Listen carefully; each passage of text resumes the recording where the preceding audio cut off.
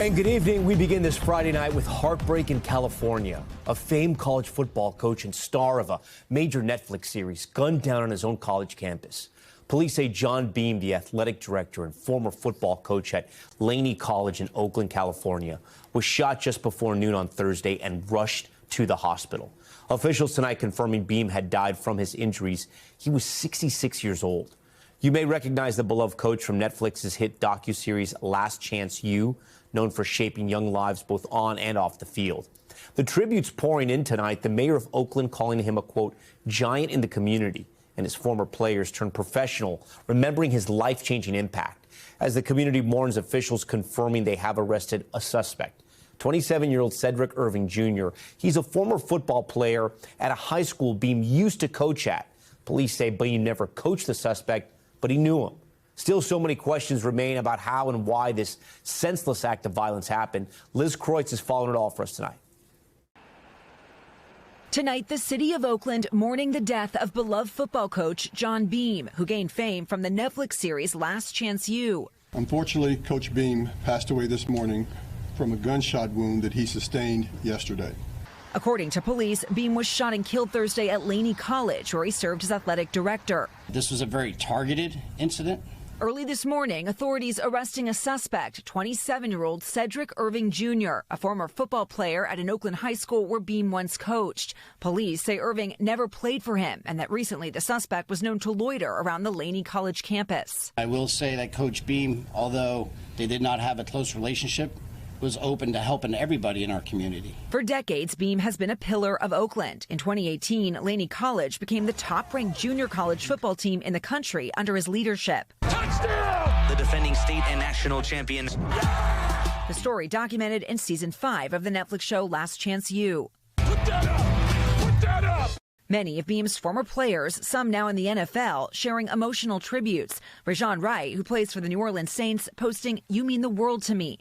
His brother, Nashawn Wright, with the Chicago Bears, sharing this photo with a broken heart emoji. An absolutely incredible human being. Among those also honoring his life, the chief of police for the neighboring city of Piedmont, who told reporters today he's known Coach Beam since the 8th grade. John was so much more than a coach.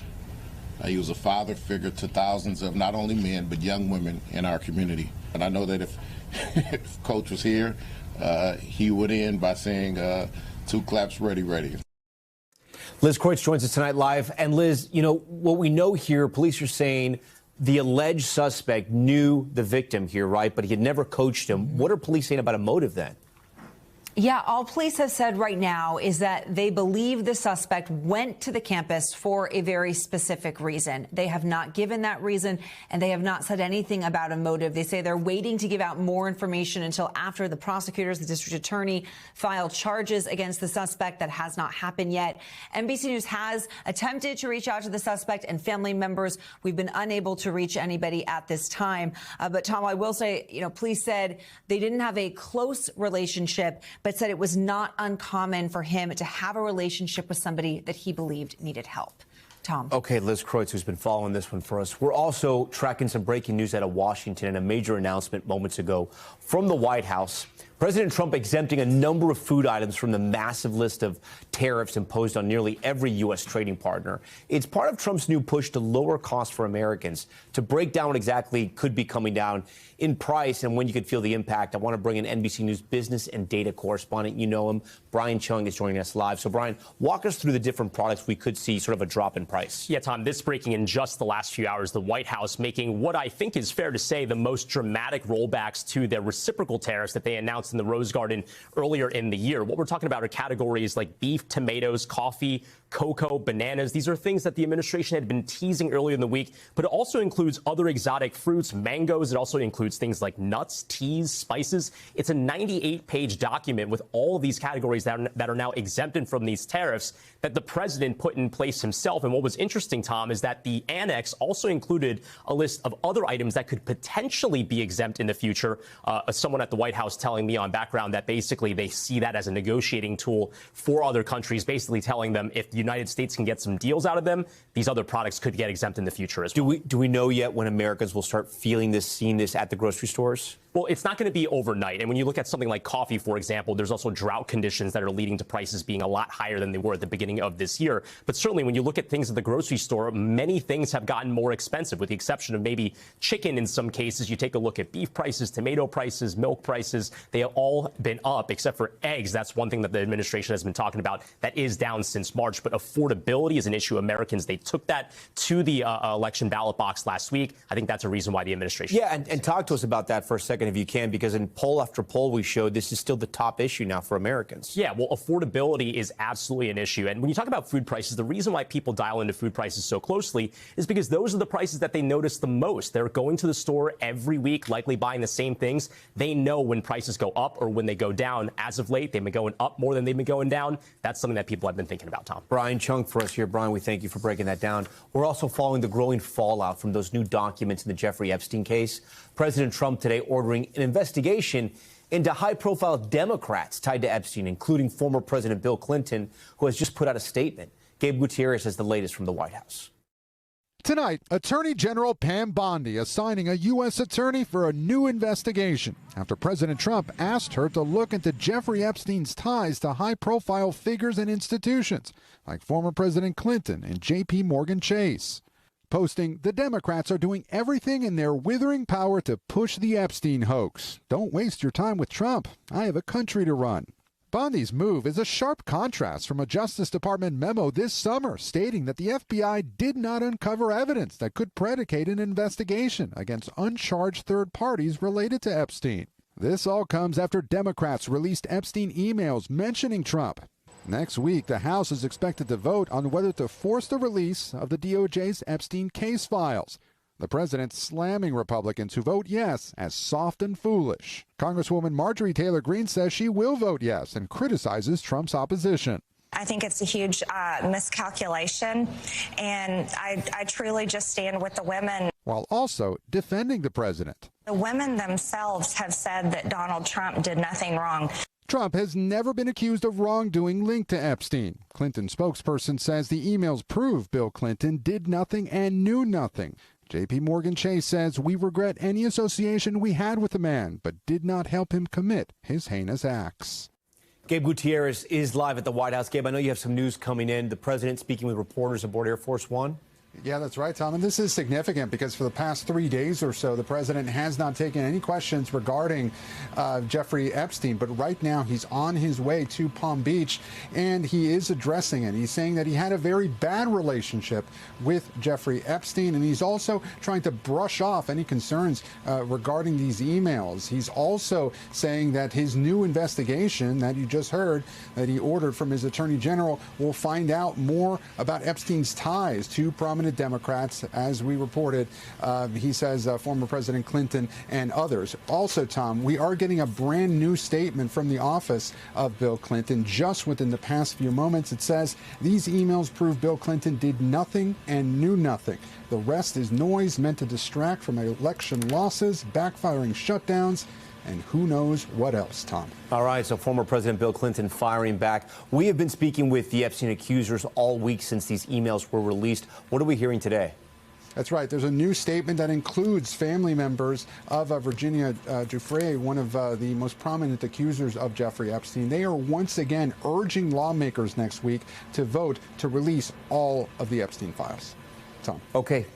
Gabe Gutierrez at the White House. Gabe, thanks. We want to go now to that dangerous fire and flood threat out west. At this hour, more than 22 million are under flash flood alerts. Evacuation warnings issued with concerns over potential mudslides. This as fast-moving wildfires continue to burn in central California. Dana Griffin in California tonight for us. Tonight, 23 million under flood watches in Southern California as rain already pouring down is only expected to intensify in the coming days. With evacuation orders through Sunday morning, L.A. deputies going door to door, warning residents in high-risk zones to leave, including where the deadly L.A. fires left behind burn scars. There's now an elevated risk of mudslides. You always have to be cautious around here. It doesn't take much for these hills to start coming down. As much as 6 inches of rain is forecast through Saturday night. Slick highways no help to cars like this one needing to be pulled by cable out of a ditch. These images captured by KNBC's chopper showing how high winds toppled a massive tree on this family's pickup. We've been through a lot with this car, and seeing it like this is like sad. It's like losing a family member. We're now officially driving into hell. Closer to the Nevada border, this was the scene yesterday as one woman captured the terrifying scenes of the pack fire by Highway 395. I've never seen anything like this. The pack fire reaching more than 3,000 acres and damaging more than a dozen structures, but tonight officials say it's largely under control. Back in Southern California, Governor Newsom already deploying additional resources, preparing for what could be an increasingly dangerous situation. Dana Griffin joins us tonight from Altadena, California. Dana, you're near one of those burn scars. What are people there doing to prepare if the situation quickly deteriorates? They've already gone through so much. They really have, Tom, and so we can see there are sandbags already in place, and we've also got these concrete barriers. And this is why this particular area, the burn scar zone, is of major concern, because once that top layer of soil is burned off, it leaves it prone to oversaturation. Behind me, we've got additional barriers so that in case debris flows happen over the weekend, it will prevent it from going over into the roadway and possibly down below to those other homes. While I have you there, how worried are people about this storm where you're living? Yeah, you know, people are really concerned, Tom, because in areas like this, there are potential for debris flows. We've seen sheriff deputies going door to door, knocking, telling people to leave. A couple said they are planning to stay put, but officials say they want people to be prepared so that no one's caught off guard. We faced a lot of death and destruction earlier this year during those deadly wildfires. That's why officials have over-prepared just in case things take a very drastic turn. Tom? Okay. Dana Griffin for us. Dana, we appreciate it. Let's get right to NBC meteorologist Bill Cairns. Bill, we're going to start with the storm and talk about the wildfires in a moment, though. But how bad is this going to be, and when does it all get going?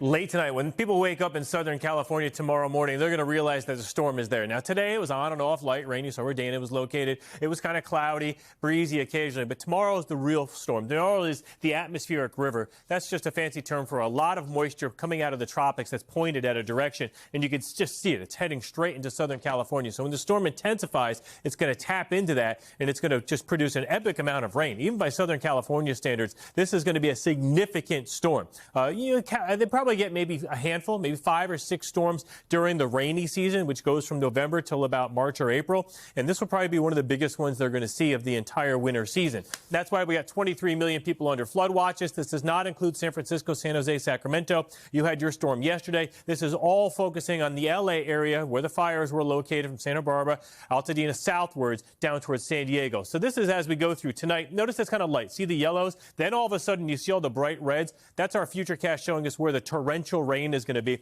This is at 8 a.m. and just watch this go throughout the day tomorrow through the same areas here. And when it hits the mountains, it even rings it out more. So that's why we're talking about the possibility of some historic rainfall totals. By Sunday, we watch everything kicking out. And by about Sunday morning, all the flooding and whatever damage happens from those mud and debris flows should be over with. So rainfall totals, pretty impressive. LA, we're still expecting an additional almost 4 inches of rain. The wettest November day ever in Los Angeles history was 5.5 inches. So this is going to be likely top 5 all time. And that's why we have such concerns with the flooding throughout this region. And even down by San Diego, Tom, it's not just an LA thing. This is all of SoCal. And then, Bill, we're getting some new video of scorched land as the pack fire continues to burn in Central California. Wow, look at that. This is Central California. What more do we know about that wildfire?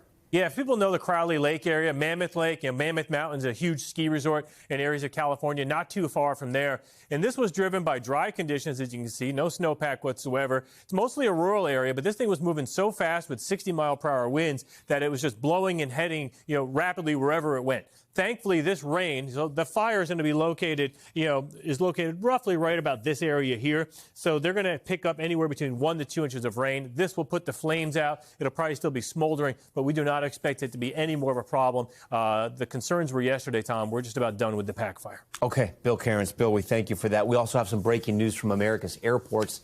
After weeks of travel headaches across the country, the Department of Transportation saying tonight it's now lowering those flight restrictions imposed in response to staffing issues during the shutdown. Emily Aketa is live for us at Newark Airport. Emily, those 6% flight restrictions were originally scheduled through the weekend. Walk us through the change officials are making tonight.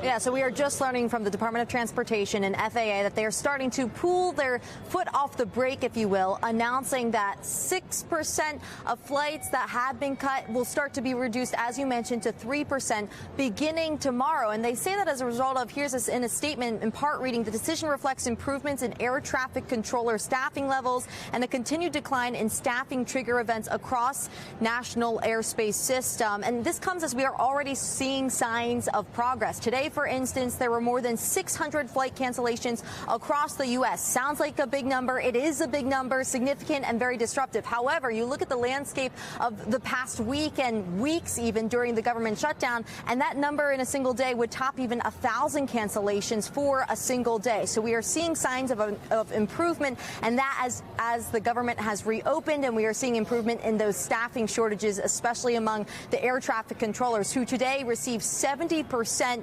of their paychecks, and the government and U.S. officials say they're working swiftly to try to finish that back pay as more people are returning to work, and they're trying to get these flight schedules returning to normal, of course, just in time, just ahead of the very critical, the very busy Thanksgiving holiday rush, which is anticipated to draw a record 31 million passengers on board planes, which really gets underway, Tom, next week. And then, Emily, today is the day the Trump administration is formally withdrawing a Biden-era plan to compensate some passengers for travel disruptions. What more do we know about that, and how do you kind of explain that to our viewers? Yeah, so just as a reminder, this was an initiative that was introduced during the Biden administration, as officials at the time had said, as a way to really stand up for passenger rights. It came at a time when we were seeing the number of flight cancellations and delays really on the rise. And so they rolled out this plan that basically said they would require airlines to pay cash compensation, as you see on your screen, for not just cancellations, but also delays, free rebooking on the next available flight, and reimbursement for meals, lodging, and transportation expenses. There are some countries that require airlines to do such things, but this, of course, never went into effect. You mentioned the Trump administration sharing that they formally withdrew the plan, the Biden-era plan, today. We also know that airlines had pushed back against it, saying that this kind of rule could push up operating costs and also ticket prices. But I think right now, passengers, what they're really eager for is a break, some calm, a break from this travel turbulence. And then also with in mind, Tom, the possible threat of another government shutdown around the corner at the early start of next year, Tom. Okay, Emily Aketa first. Emily, thank you. Still ahead, the new clashes erupting outside a Chicago area ICE facility. Nearly 24 protesters arrested. We'll show you the tense moments. Plus, the startling scene, a dirt bike slamming into a car, the massive fireball erupting, how the teen rider who caught fire miraculously walked away. And chaos at the zoo after a chimpanzee escapes its enclosures. Second graders forced to shelter in place. What it took to eventually capture that animal. Stay with us.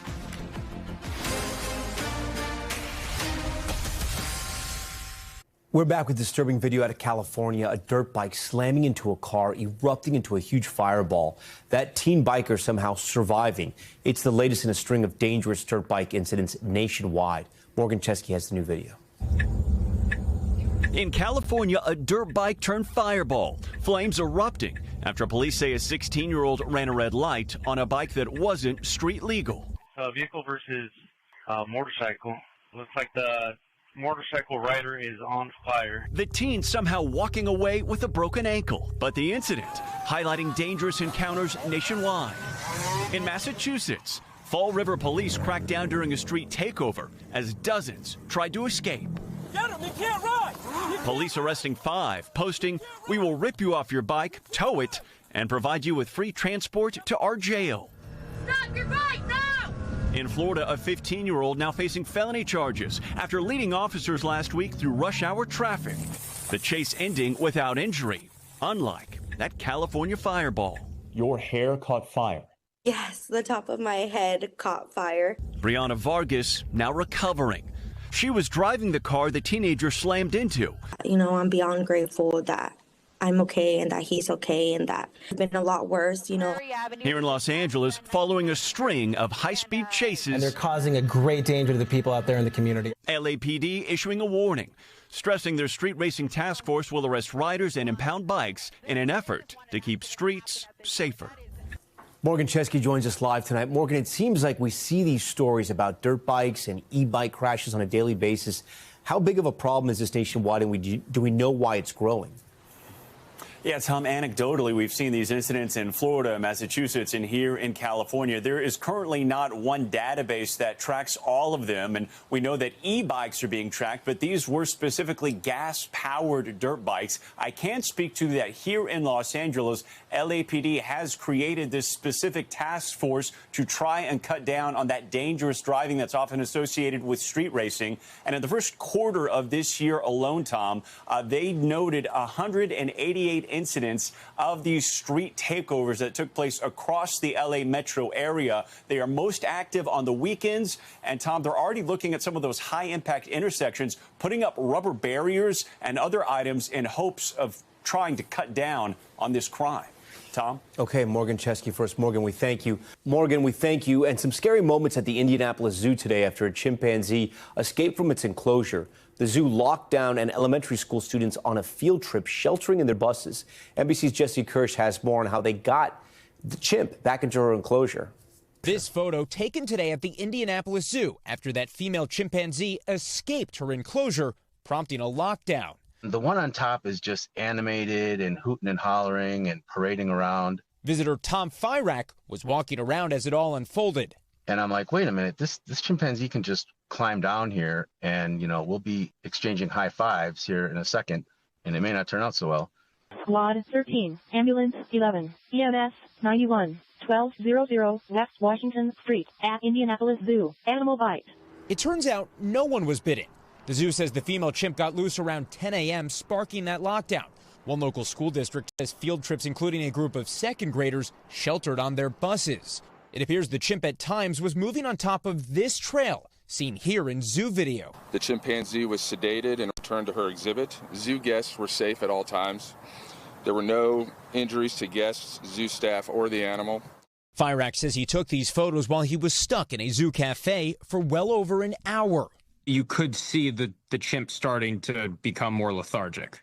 Absolutely, yeah. She started slowing down. She started leaning on the cage up there, and then eventually she just kind of, slumped over. Thankfully, now everyone's reportedly okay after a truly wild day at the zoo.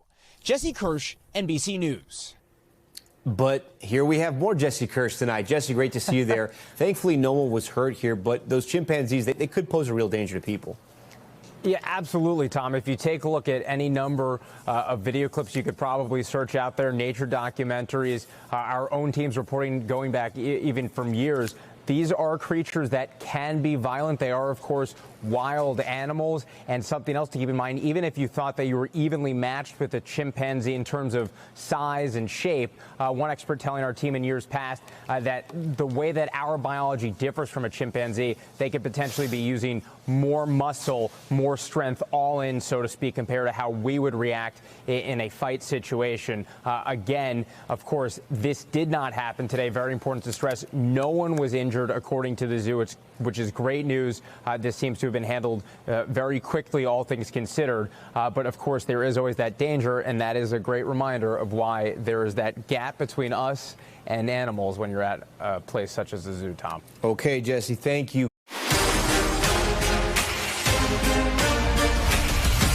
We're back now with violent police clashes outside an ICE facility near Chicago.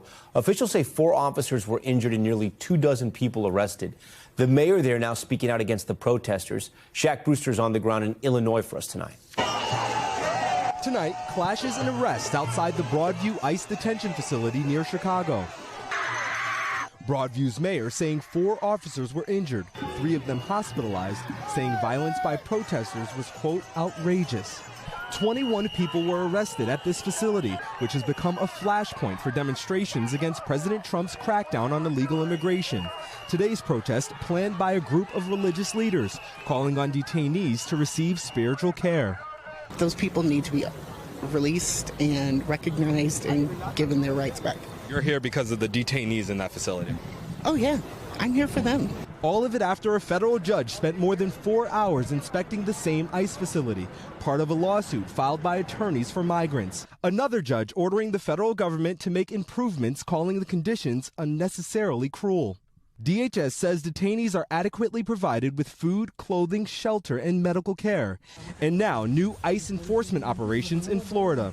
DHS saying over a period of 10 days, they've arrested 230 undocumented immigrants, many with criminal convictions, including for sexual assault of children, rape, and attempted murder. These heinous criminals have gone and attacked children at their most vulnerable state, and law enforcement has stepped up to the plate to remove them from the communities. All right, Shaq Brewster joins us live tonight from Broadview, Illinois, outside of Chicago. Shaq, we're also hearing tonight about which city Border Patrol operations could be headed to next. Yeah, that's right, Tom. DHS official telling NBC News that there will be a Border Patrol operation starting in the Charlotte area, though we don't know the specific timing of when this operation will take place, Tom. There is some new video of Border Patrol vehicles in the Charlotte area.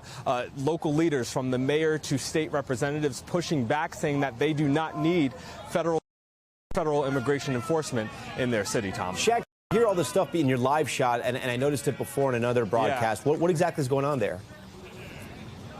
No, I'm glad you asked about that. So this is around 6 o'clock is when there's the curfew in which protesters, it's only a handful of them, but some of them have megaphones they are supposed to leave. So we have local law enforcement here suggesting that folks leave, that they go home and clear out. Of course, the demonstrators who are protesting President Trump's stepped up immigration enforcement and the conditions in that facility, they say, are unconstitutional. They're protesting that. They're saying that they're not ready to go. They plan to be here at least as long as law enforcement allows, Tom. Okay, Shaq Brewster, thank you. We appreciate that. Here in New York, a deadly police shootout on the streets of the Upper East Side. Officers killing a man they say fired first after the man allegedly threatened to shoot up a nearby hospital. Aaron McLaughlin with the surveillance video capturing the chaotic scene. Tonight, new surveillance video shows the shocking moment police shot and killed a suspect on New York City's ritzy Upper East Side. This situation could have turned out differently. In the video, you see the suspect, identified by police as 20-year-old Elijah Brown, turn and point a handgun at approaching officers. The individual immediately discharges the firearm at the officers. With multiple civilians in close proximity, the officers return fire and strike the individual. Here you see the officers open fire. Bystanders scramble for cover. Brown was taken to a hospital where he was pronounced dead. No one else was injured. Police say it all began around 7 p.m. Thursday. An individual walked into multiple locations with a gun, menaced multiple people with that gun, including an apartment building and a nearby deli, before making his way to the world-renowned Mount Sinai Medical Center. He encounters an off-duty member of the service who is working a paid detail security post at the hospital. The individual grabs the NYPD member from behind, and a brief struggle ensues. Police say Brown then left the hospital and picked up the gun, which he'd left on the ground outside. He made it a couple of blocks before this final deadly encounter. Aaron McLaughlin, NBC News, New York. The top stories news feed, starting with a judge ruling that convicted murderer Bryan Kohberger must pay additional restitution, including the urns for 2 of the murdered Idaho University students. Kohberger has also been ordered to pay more than $251,000 in criminal fines and fees. He is serving 4 consecutive life sentences after pleading guilty to killing the 4 students. A judge saying he will approve a multi-billion-dollar settlement between OxyContin maker Purdue Pharma and those who have sued over the opioid epidemic. The deal would require the Sackler family, who owns the company, to contribute up to $7 billion over 15 years. Unlike other major opioid settlements, those who say they were harmed by Purdue's products would be in line for some money. The judge saying he'll explain his decision on Tuesday. And there's a new prosecutor in the Georgia election interference case against President Trump and 14 others. It comes after Fulton County DA Fonnie Willis, you may remember her, was disqualified from the case. The new prosecutor, Pete Scandalakis, said he would step up after no one came forward to take the job. Legal action against Trump is unlikely to proceed while he is president. And two of baseball's all-time greats earning MVP awards for their extraordinary performances this season. LA Dodgers pitcher and home run hitter Shohei Ohtani named National League MVP, becoming a four-time unanimous MVP in just 5 years. That's incredible. While New York Yankees right fielder Aaron Judge earned the American League MVP award for the third time in 4 years. This is the first time ever that MVPs from both leagues won the title in back-to-back seasons. They are incredible players. Okay, now to the arrest of a man in Florida after he fled from the authorities into a swamp. Body cam footage showing deputies trekking through the overgrown wetland in pursuit. NBC's Steve Patterson has the details on how that guy managed to track him down. He's got a gun. Tonight, a Florida man in custody after a wild foot chase through a gator-infested swamp. Drop it! The Volusia County Sheriff's Office arresting 37-year-old suspect Earl Dory after a 36-hour search. Hey, guys, keep your cover when we're moving. We then have a massive search where we lock the park down. Canines are brought in, bloodhounds, drones, boats. That began earlier this week when deputies first encountered him while tracking down a stolen car. The confrontation turning into a chase on foot, ending at the De Leon Springs State Park. Over the next several hours, deputies arrest two of the three people inside, but Dory makes a run for it. Body cam video obtained by NBC News shows canine units weaving through trees and trudging through mud. At one point, spotting him. Show me your fucking hands. Show me your fucking hands. Do it now. The sheriff's department says Dory drew a gun at them, then pointed that gun at his own head. NBC News unable to verify this against the video since Dory is not visible or audible. We were unable to reach him for comment. He's got a gun. Drop the fucking gun. The suspect disappearing deeper into the swamp. He's in the water. While authorities try to negotiate. Give up, dude. We don't want to fucking shoot you. We don't want you to hurt yourself. But ultimately, managing to evade authorities until the Fish and Wildlife team spots him. He had exactly what we knew happened. He had lost his pants and his shoes. The sheriff's canine unit making the arrest and posting images. The dog took a nice chunk out of his bicep. So if you're going to get bit by anything, I'd rather be the dog than a gator. I just amazed he was able to elude us this long without any food, without any clothing, without any water. You know, just goes to show you when you want to avoid at all costs getting caught, what you'll go to. And with that, Steve Patterson joins Top Story tonight. Steve, what do we know about the charges Dory now faces? Yeah, Tom, the criminal history here is exactly why the sheriff says he likely ran from authorities and was so willing to commit to violence in the first place. 6 separate counts of grand theft auto in 6 different counties, and this confrontation and chase into that swamp, adding 2 counts of aggravated assault on a law enforcement officer. The sheriff telling me, if convicted, that he will likely spend the rest of his life behind bars. Yeah, escaping out of a swamp, not easy. Okay. Back now with Top Story's Global Watch, and we start in Stockholm, where a double-decker bus crashed into a bus stop, killing at least 3 people. A police spokesperson saying the incident is now under investigation as involuntary manslaughter, and the driver has been arrested. Several people were injured, and they were taken to area hospitals. There were no passengers on board the bus, and it was reportedly not in service at the time. And a chaotic scene at a book launch for the former Spanish soccer boss who forcibly kissed a player at the 2023 Women's World Cup final. You may remember that scene. Video shows Luis Rubiales on stage when he was pelted with eggs. He claims it was his disgruntled uncle. Rubiales was presenting a memoir about his professional downfall after he was convicted of sexual assault for kissing Jenny Hermoso against her will during a medal ceremony. And an unusual warning from the U.S. Embassy to travelers visiting Japan. Beware of bears. This coming after an alarming uptick in attacks near supermarkets, bus stations, and schools. Troops were recently deployed to put out bear traps, and an airport was forced to temporarily halt flights after a bear wandered onto the tarmac. The embassy urging Americans to report any bear sightings to local authorities. All right, that does it for us tonight. Thanks so much for watching Top Story. I'm Tom Llamas in New York. Stay right there. More news on the way. We thank you for watching, and remember, stay updated on breaking news and top stories on the NBC News app or watch live on our YouTube channel.